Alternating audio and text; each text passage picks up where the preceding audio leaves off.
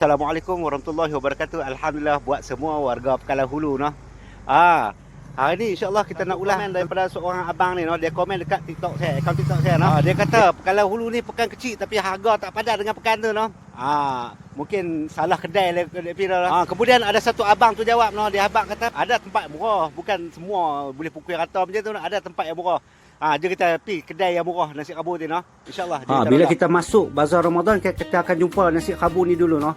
Ni ayam dia RM8, ikan dia RM9. Tapi memang besar-besar lah. Ayam dengan ikan dia memang saiz jumbo lah nampak tu. Memang puas hati lah kalau beli noh. Okey. Kemudian kita akan pergi pula gerai nombor 2 yang jual nasi khabur juga di bazar Ramadan Pekalai Hulu ni noh. Okey, jom. Gerai kok ni meniaga agak di belakang sikit noh, kena masuk dalam sikit lah noh. Ni kok ni pun jual nasi khabur juga. Harga nasi khabur dia adalah RM7. Ayam pun RM7, ikan pun RM7. Nampak?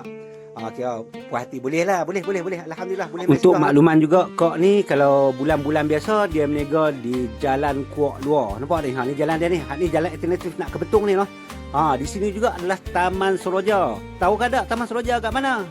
Ni dia. Memang di laluan ni ramailah juga noh, orang duk berniaga banyak tepi jalan nampak tu. Meriah ramailah. Dia nampak. Ni seorang lagi kok ni dia duk berniaga dekat rumah saja kat Taman Seroja nampak. Dia jual roti john nampak. Padu juga roti john ni nampak. Tu. Dia duduk agak dalam sikit noh. Kena masuk dalam taman tu. Lepas 2 kali kona, 3 kali kona lagu tu baru jumpa tempat dia duk berniaga ni noh.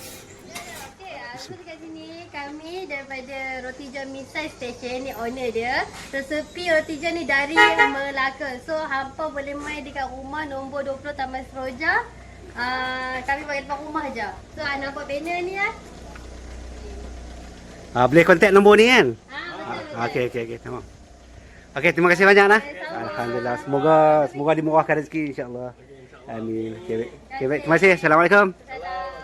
Alhamdulillah selesai Taman Seroja ni kita dalam perjalanan ke Kampung Berkuai ataupun Selarong noh.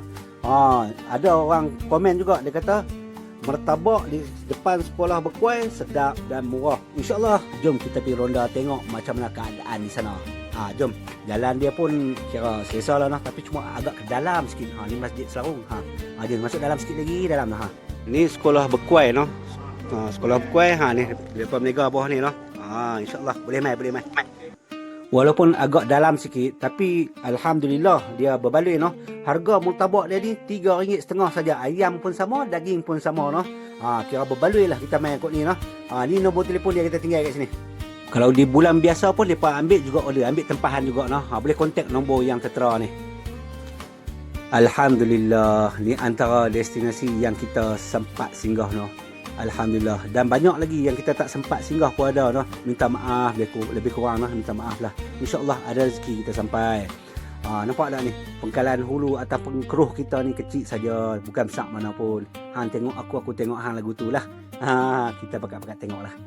Okeylah, sekadar tu dulu. Harap bermanfaat. Terima kasih banyak. Assalamualaikum warahmatullahi wabarakatuh.